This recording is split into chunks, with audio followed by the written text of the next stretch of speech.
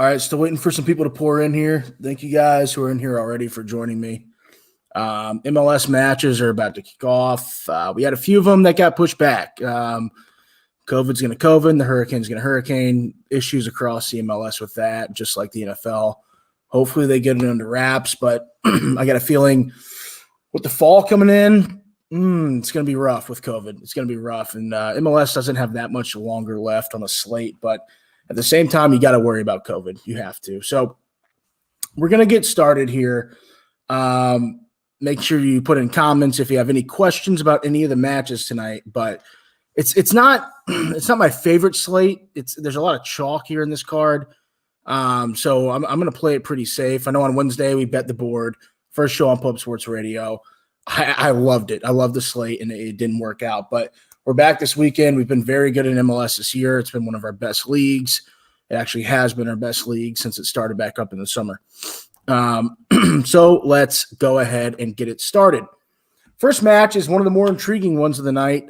Portland Timbers and LAFC, bite my tongue. LAFC and Seattle Sounders.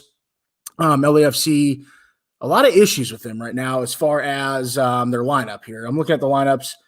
You're missing Vela and you're missing Rossi. They're two best offensive players by a country mile. Bradley Light Phillips is in the match. He is, I think, second or third in MLS with goals scored this year. You know, he's getting up there in age. First year with a new team, and he's slotted right in. I like what he's doing. But I think you look at what Seattle's bringing to the table, being the best team in the Western Conference this year, I really can't look any other way. And LAFC are the favorites here. I mean, if you look at the line, LAFC are at plus 108. Seattle sits at plus 205. I love to see that. I don't mind Seattle on the road. I do not trust LAFC. That's something that we have saw all year long. When we've bet this team, they've tended to let us down. So I'm going to bet against them tonight. When you look at it, it's Jordan Morris. Jordan Morris, he's in form. He got a goal in the last match. In the live chat last week, somebody said they're betting Jordan Morris anytime goal scorer. Good for you at a plus price. One of the best goal-scoring forwards in this league coming off the left flank. He's in the lineup today with Lodero and Christian Roldan. It's a dangerous front. Now, they are missing Rui Diaz. He's on international duty. Will Bruin's going to fill in there. I don't mind it. Will Bruin's a capable striker. He's got too much behind him. It's just going to be up to him to take his chance, or maybe Roldan, Lodero, or Morris will fill in and really take the reins there. So, in this first match, my first play is going to be Seattle. Sorry, let me pull up the actual live line at this moment so you guys can jump on with me. I like Seattle in a double chance here at plus a half goal for all you guys who bet it that way. God, good Lord, let me find it. At minus 130, apologies. So I like Seattle, double chance, minus 130. I think they win the match. Why not play it safe and bet the draw? I don't think there's going to be as many goals as you all are thinking, because usually in these West Coast matches, I like to take the both teams to score in the over 2.5 goals. I'm going to go ahead and lay off that one at the moment. Next match, we'll go ahead and move it on. I really don't have much to say about this match. I'm going to be honest. It's Chicago Fire facing off against DC United. Let me pull them up too. If you're looking at the line, you have Fire as heavy favorites at minus 230, DC United at plus 575, rightfully so. I mean, Fire, I've been knocking them all year, but they've been playing, pretty consistent football as of late. Sporting KC took them down on Wednesday. It was a match where I thought Chicago would get their goals. They did not. Sporting KC took advantage, although slightly, and knocked them off 1-0. Took a point off Montreal, beat Atlanta, smoked Houston, and so they're just on and off. It's a team that I will never back to win a match. I don't care who they're playing in this league, and they tend to do well actually against the better teams, surprisingly enough. In DC United, I mean, DC has just been dire. I mean, they've been really bad. There's not much else to say about them. They're coming off 2 losses where they allowed at least 4 goals. They've been blanked in 3 of the last 4. It's really bad stuff. It's really bad stuff. So there's nothing I really want to take here. I don't even have a lean in this match because something tells me that DC might hang around, and I'm never going to tell anybody out there, even as a lean, to back a DC United squad that is absolutely just despicable on the football pitch. So we're going to lay off that one completely. Let's just move on to Toronto and Cincinnati. I'm telling you right now, I told you it's going to be chalky. Everybody's on Toronto. Everybody should be on Toronto. I mean, this is a team that has been more than capable of winning football matches. They've won 4 on the bounce against New England, great team. Philadelphia, great team. Columbus, great team. And NYCFC, great team. Those are the 4 best teams in the Eastern Conference, in my opinion. And they are playing them as home matches in the United States. They're not even at their home stadium up in Toronto. So I'm loving what they're doing. They're playing just such good football as a team. Front to back, they're stacked. I mean, Pozuelo, best midfielder in the league. He's the best midfielder in the league. There's no question about it. So we're gonna dive into this match a little deeper here. So Toronto FC, you can actually catch them on the money line at -103 against FC Cincinnati. Cincinnati at +265. Obviously, we're not looking that way. Posted totals at 2.5 goals, both at -110, so they're about the same there. If you're looking at a total in this match, I would say the under. I actually really like the under here, but it's just too difficult for me to not take Toronto given their current form, given their sheer ability throughout their starting 11. It's so much more than Cincinnati in every single spot on the pitch. Cincinnati, coming off 3 straight losses, they got beat to 0 in every single one, and they allowed at least 2 goals in each of those 3. I'm not sure what the bookies are looking at here in this match. You're not going to see much variation at Toronto. They didn't lose anybody on the international break. Now, neither did Cincinnati, but it's because they don't deserve to lose anybody on the international break. Let's be very honest here. So in this one, I couldn't help myself. Toronto FC to win at -103. It's got to be taken. It's got to be taken, in my opinion. I think they are going to show their ability tonight. I really like what they got going on the road. It's not a problem for me. They've been playing on the road for 4 weeks now. So we can kick on Akinola +200 anytime goal scorer. Let me pull up the lineups. That's a good look. I'm worried because I do like the under. I don't think they're going to beat the doors off of them. I can see a 2-0. Maybe that's as extensive as it gets. Toronto FC's lineup. Zavaleta's in there. Pozuelo's playing. I mean, you can't take that because he's not starting. Akinola's not starting tonight, so obviously I'd be off of that. He's coming off the bench. Who are you going to have up front? Is that Mullins? Yeah, you're going to have Patrick Mullins up front. Not my favorite player in the world, but come on. You kind of have to pull the trigger in this match. Sometimes if it's chalky and you're getting a damn near even price, you got to lay it down. You got to do it. So we're moving on to my favorite play of the day. Philadelphia Union versus Montreal Impact. Big fan of Philadelphia, I am. I've said it since the season kicked off, the tournament kicked off, I should say, back in July, that Philadelphia is the most veteran group in this league. They are. Veteran group. They've played together for a long time. And when you have a veteran group like that that's played together for so long, they take care of business against teams that should be taken care of. And that's going to be the deal tonight against Montreal. They did it just a few weeks ago on September 20th. They played Montreal and won 4-1. This team is overwhelming. It is. They take advantage of beating the teams they should beat. And tonight will be no different against a Montreal team that has a lot of injuries in this Montreal team. And Philadelphia is just cruising, my friends. They're just cruising along. 3-0 against Cincinnati. They got done by Toronto. Toronto's best informed team in the league. And then they beat Inter Miami before that. So it's a team that they're in good form. They don't dip too much. You see team that ebb and flow. This team's not one of those guys here. So in this one, I am going to play Philadelphia Union to win and the over 1.5 goals. You can get that at -127. That's a team total, by the way. So Philly to win and team total for Philly at over 1.5 goals.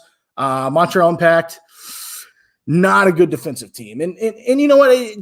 I love Thierry Henry. Everybody knows it. Arsenal fan through and through, but Montreal Impact just don't do it for me. They've allowed, let's look back. Over the last 4 matches, a goal against Columbus, they did win. They played a great match. They had 3 shots on target. They took advantage of their situations. Do they do that week in and week out? Absolutely not. They struggle with that. 2-2 against Chicago. Red Bulls rolled them over 4-1. New England rolled them over 3-1. Philly rolled them 4-1 in the last matchup. And Vancouver rolled them 3-1 previous to that. So they are not a good team. Don't let these last 2 performances fool you. Chicago is an up-and-down team, like I said earlier in the show. Montreal, I think they're in a bad spot tonight. So give me every single bit of Philly Union in the over 1.5 goals for them. I want to take a quick peek and see what that looks like since it's a 7:30 match. Lineups are not out for me. But Montreal Impact are without, 4 players. They're in trouble. They're in trouble against a full strength, damn near Philadelphia Union side. Philadelphia halftime, full-time, plus 130. What do I think?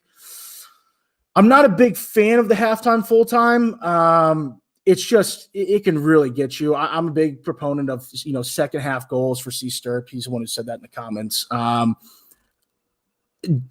don't think there's enough value in it for me to play that. I'm just going to go ahead and say that. I think Philly, what they do at times, they score on you at bunches, so I can see that coming early in the second half, midway through the second half.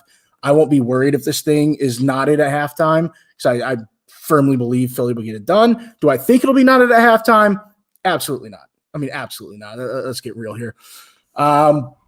Moving on down the line, where shall we go next? Sporting KC in Nashville.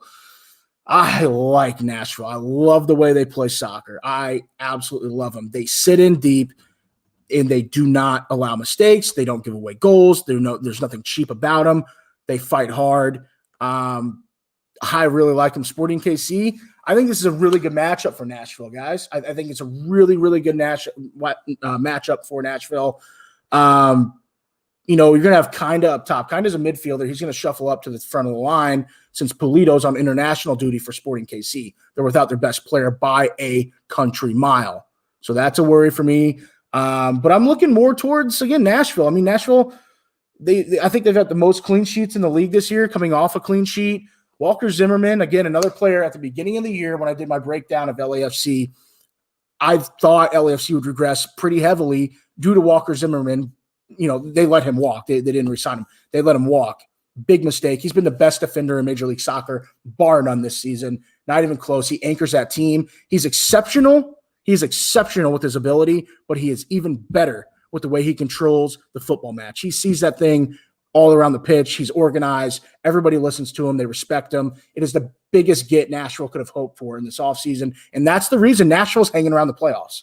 They're hanging around. So if you think you're going to take a cheap point off Nashville, you're so wrong there. You are so wrong. So, looking at this one, if you're looking at the Asian handicap, I would say I'd take Nashville +1, -162 if you're willing to lay that kind of juice, or take them at the double chance, which at +118. Not a big fan. I'd rather lay the juice and take the +1 there and look for a push. This isn't going to be a high scoring affair for Sporting KC, at least. Sporting KC they're gonna struggle tonight without their best goal scorer. That's a matter of fact. So we can move it on by. Let me get a swig of beer, folks. Maybe a puff of the Jewel. We move on. All right. Last match of the day, I presume. Portland Timbers and San Jose Earthquakes. This is interesting. What San Jose has done, in my opinion, is shocking. They were the worst MLS side I had seen defensively that I've seen defensively. Let me just go ahead and say that. They're on pace to ship about 100 goals this year in a full season. And they've turned it around. They got shellacked by Colorado 5-0 back on September 23rd. Match before that, which is this match, Portland smoked them 6-1. We bet that match over 2.5 and both teams to score. A lucky winner there because they were down in the dumps. But since that Colorado loss back in September, San Jose has taken out LAFC in a 2-1 affair. LA Galaxy 2-1 when Galaxy were hot. They're a good team at that point. And then they got the best of Vancouver 3-0 on Wednesday night. 3 wins on the bounce for a San Jose team where everybody was calling for the manager's head. Everyone, even me. I was ripping them on Twitter. I was ripping them. So You look in this one, I still think they're a fluke. They're a fluke. Nobody knows how to defend Portland. Portland piles in the goals. San Jose, when they start bleeding, they don't stop. You can't clot their blood. It just keeps continuing to pour. So in this one, I'm going to play it. I like Portland Timbers just to win this match at -139. Just give me a -139. It's too good of a price to pass up for a team that should win this match without any real issue across the pitch. Not without really any players on international duty. Sure, they have a few injuries. I count on the Charas, both brothers. One's a defensive midfielder, Yanni Chara, and one's is a striker. I think they get it done. This is a team that can't be stopped again scoring the football. They struggle defensively, but something about these West Coast overs lately have been putting me off a little bit. They've been a bit unpredictable for me, so I'm just going to go ahead and take Portland. They just blasted Galaxy 6-3 on Saturday. Jeremy Ebobisse was the player of the week in the MLS this week for his performance. He is a special talent. He is a very special talent. I mean, they only had 7 shots on target. They took 6 goals out of it. You can thank Ebobisse for not only scoring the goals, but also being the one to facilitate them as well.